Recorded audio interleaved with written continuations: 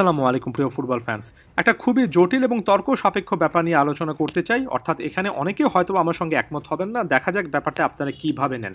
আপনারা নিশ্চয়ই জানেন যে বেশ কিছুদিন আগে পাওলো দিবালা আরও একটা ইনজুরি পিক করেছিলেন এবং পাওলো দিবালাকে আরও একবার সার্জারির টেবিলে কিন্তু যেতে হয়েছিল। একটা থাই ইনজুরি, ম্যাসিভ একটা ইনজুরি, এবং এরপরে দিবালা এই মুহূর্তে একটা রিকভারি ফেজের মধ্য দিয়ে যাচ্ছেন এবং এই মুহূর্তে তার ক্যারিয়ারে আরও একবার সে শঙ্কার জায়গাটা তৈরি হয়েছে। দিবালাকে আরও একটা স্ট্রং কামব্যাক করতে হবে এবং এমন একটা সময় ইনজুরিতে পড়লেন যেখানে দাঁড়িয়ে আমরা সামনের বিশ্বকাপ কিন্তু দেখতে পাচ্ছি, ফোকাস করতে পারছি এবং আরও একটা মেজর টুর্নামেন্টের আগে পাওলো দিবালাকে কেন্দ্র করে যে ইনজুরি সংক্রান্ত কনসার্নটা থাকবে সেটা একেবারে নির্দ্বিধায় বলা যায়। এটা ভুলে যাবেন না 2022 বিশ্বকাপের আগেও দিবালার ক্ষেত্রে সিচুয়েশনটা সেম ছিল এবং স্কালোনি তাকে ব্যাকআপ করেছেন এবং দিন শেষে বিশ্বকাপের স্কোয়াডে পাওলো দিবালাকে যুক্ত করেছেন এবং দিবালা বিশ্বকাপে অল্প কয়েক মিনিট পেলেও খুবই গুরুত্বপূর্ণ একটা রোল প্লে করেছেন, বিশেষ করে বিশ্বকাপ ফাইনালের কথা, যেটা তো আমি বারবার করে বলি।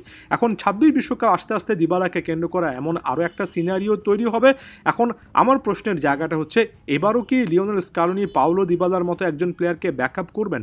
অবশ্যই ব্যাকআপ করা যায়। দিবালার মতো একজন প্লেয়ার মাঠে থাকলে যে কোনো মুহূর্তে একটা ম্যাচের গতিপথ পরিবর্তন করে ফেলতে পারেন। এতটাই ডাইনামিক এবং এতটাই হাই ভ্যালুর একজন ফুটবলার, এটা নিয়ে আমার বিন্দুমাত্র কোনো ডাউট নেই। তবে একই সঙ্গে আমার কাছে মনে হয় 22 বিশ্বকাপের আগে আর্জেন্টিনার যে কনটেক্সট ছিল, 26 বিশ্বকাপ আস্তে আস্তে কনটেক্সটটা অনেকটুকু পরিবর্তিত হয়ে যাবে এবং এখানে আরও বেশি করে আর্জেন্টিনার সামনে অপশান আসবে। এবং আমি ক্লিয়ারলি বলতে চাই, জানি না 26 বিশ্বকাপে 22 বিশ্বকাপের তুলনায় আর্জেন্টিনা কতটা ভালো খেলতে পারবে, তবে আমার কাছে এই মুহূর্তে দাঁড়িয়ে 22 বিশ্বকাপের তুলনায় ফাইনাল থার্ডে আর্জেন্টিনার কাছে আরও বেশি অপশান আছে, এই জিনিসটা মনে হচ্ছে। আমি এক্ষেত্রে থিয়াগো আলমাদা এবং নিকো পাস এই দুটো নামকে নিয়ে আসবো।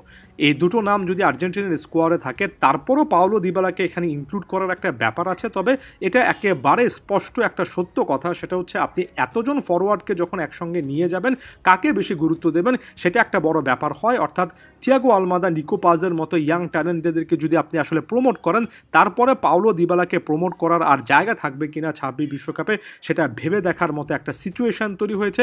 এবং প্রায় বরাবরের মতো বলছি, দিন শেষে একটা দুটো প্লেয়ারকে প্রায় প্রত্যেকটা ডিপার্টমেন্টে লিওনেল স্কালোনির ক্ষেত্রে এমন একটা চ্যালেঞ্জ আসবে যে এই প্লেয়ারদেরকে তার বাদ দিতে হবে, অন্য কাউকে প্রমোট করতে হবে।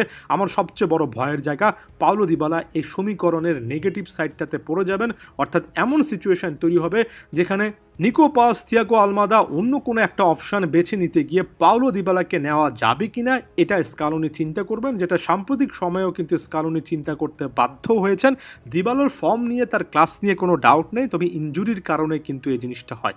এরপর যদি আমি থিয়াগো আলমাদা প্রসঙ্গে আসি, আলমাদা দুর্দান্ত যে একটা ফর্মে আছেন, সেটা তো সর্বশেষ দুটো আন্তর্জাতিক ম্যাচে দেখিয়েছেন। অলিম্পিক লিওর জার্সিতেও কিন্তু আলো ছড়াচ্ছেন। ম্যানচেস্টার ইউনাইটেডের বিপক্ষে একটা গোল করলেন, সর্বশেষ ইউরোপা লিগের একটা ম্যাচে দেখেছি। অন্যদিকে নিকো পাসের প্রসঙ্গে যদি বলি, রিয়াল মাদ্রিদে যেতে পারবেন কিনা সেটা এই মুহূর্ত পর্যন্ত নিশ্চিত নয়। ইন্টার মিলানের আগ্রহ আছে, তবে সবচেয়ে বড় কথা, নিকো পাস কোমোর জার্সিতে যে পারফরমেন্সটা দিয়েছেন এ সিজনে, নিকো পাস আর্জেন্টিনার জাতীয় দলে গেম টাইমটা কিন্তু ডিজার্ভ করেন। এবং এই দুজন প্লেয়ারকে যদি আপনি centre attacking midfielder, play maker কিংবা লিওনেল মেসির অনুপস্থিতিতে কিংবা তাকে বিশ্রাম দেওয়ার ওই সময়টাতে ব্যবহার করেন, তাহলে আসলে এই জায়গা থেকে আসলে পাওলো দিবালার খেলার সুযোগ থাকে কিনা সেটা নিয়েও কিন্তু কথাবার্তা বলার আসলে জায়গা আছে। এবং আমি কেন আলমাদা এবং পাসের কথা আলাদা করে বলছি, দেখুন, থিয়াগো আলমাদা মূলত এমন একজন ফুটবলার যিনি কিনা লেফট হাফ স্পেসটা অনেক বেশি করে ব্যবহার করতে পছন্দ করেন।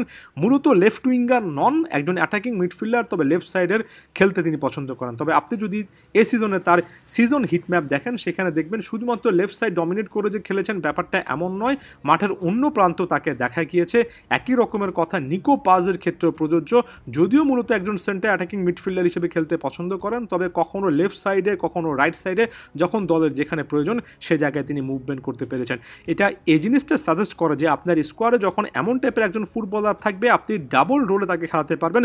মাঝে মধ্যে লিওনেল মেসির অনুপস্থিতিতে সেন্টার অ্যাটাকিং মিডফিল্ডও তাদেরকে খেলাতে পারবেন, কখনো কখনো তাদেরকে লেফট বা রাইট হাফ স্পেসে খেলাতে পারবেন, কখনো কখনো উইংয়ে সরিয়েও খেলাতে পারবেন। অর্থাৎ এখানে অনেকগুলো অপশন থাকে এবং এই ভার্সিটালিটিগুলো শেষ পর্যন্ত আর্জেন্টিনার স্কোয়াডে এই ইয়াং প্লেয়ারদেরকে এগিয়ে রাখবে।